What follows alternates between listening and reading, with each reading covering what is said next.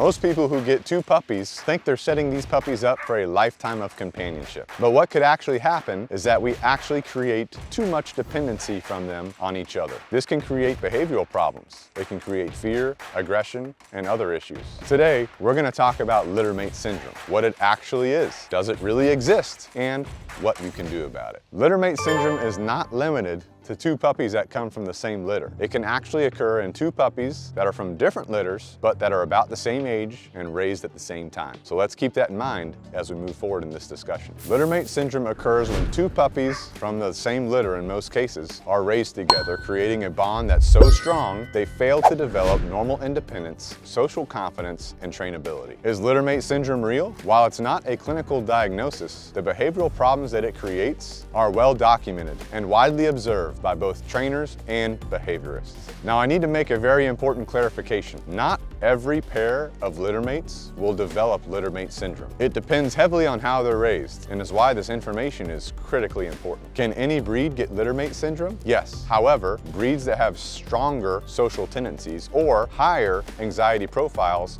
are more at risk for developing littermate syndrome. In any case, the management techniques that we talk about today are going to matter more than the breed. At what age does littermate syndrome typically show up? You'll generally see signs of littermate syndrome when your puppies reach between 8 to 12 weeks of age. However, these signs become more obvious as they approach 4 to 6 months of age. This is where their individual socialization windows begin to close. What should you watch out for in regards to behavior when you're trying to assess your puppies for littermate syndrome? First, you should look out for extreme stress signals when they're separated. We're talking about whining, howling, destructive behavior, especially when they're not with the other puppy. One puppy becoming dominant, the other becoming increasingly submissive, which eventually might result in puppy fighting. So how do we prevent littermate syndrome? Number 1, crate training your puppies separately. Make sure that each of your puppies has their own crate.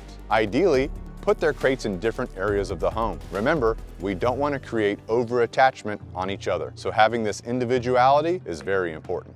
Number 2, feeding littermate puppies separately. Feeding the puppies separately prevents resource guarding and competition and teaches each puppy to be its own individual. I actually recommend feeding the puppies in their crates that are in the separate rooms. Number 3, walk littermate puppies separately. This is a non-negotiable. Each puppy needs individual time walking. This way they can bond with their handler. And I also recommend rotating who's walking them so that each member of the household develops a bond with each puppy individually. If you walk your puppies together, they get too dependent on each other. This is why individual walks are extremely important. Number 4, socialize littermate puppies separately. Individual puppy socialization is one of the most important things you can do. You need your puppies to learn how to have positive experiences in close proximity to new people, places, and things, not have a dependency on the other puppy. Take your puppies out individually, do some engagement training, eye contact training wherever you go, and build up their individual behaviors. Let's talk about the training schedule for 2 puppies. Train each dog separately. We want each dog to have their own individual attention they can give to the handler, and the handler can give that attention right back to the individual dog. We don't want to share that attention,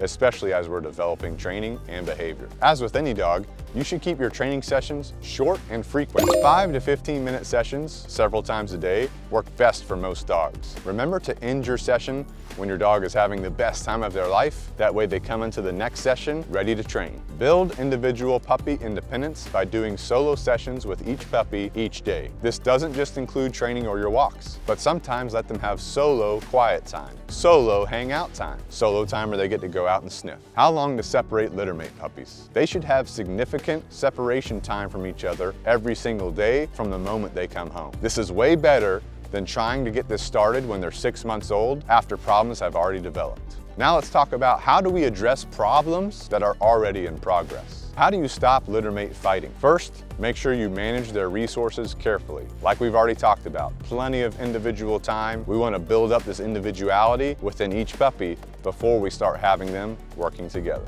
Can littermate syndrome cause aggression? Absolutely. Frustration, competition, and resource-based guarding can result in escalation of behavior, turning into aggression if you're not addressing it early. This is especially true when one puppy is consistently bullying the other, or when the puppies are overthrowing threshold and consistently redirecting into each other. Can littermate syndrome be reversed? In many cases, yes. The earlier you start structured separation, individual training, and confidence building work, the better. Dogs are resilient. Even dogs that are showing moderate signs of littermate syndrome can make significant progress with your structured plan. Remember that if you adopt 2 puppies from 2 different litters, they can develop the same problems. The syndrome is about the dynamic, not the genetics. And if you want to work with our team, we're highly experienced with littermate syndrome cases. You can reach out for a free discovery call via the link in the description. So if you're bringing home a puppy, or 2 puppies, or all the puppies, you're going to want to know exactly what to do when you get your puppy home, and even beforehand. Lucky for you, I've done the complete deep dive discussion right here in my new puppy checklist. I'll see you there.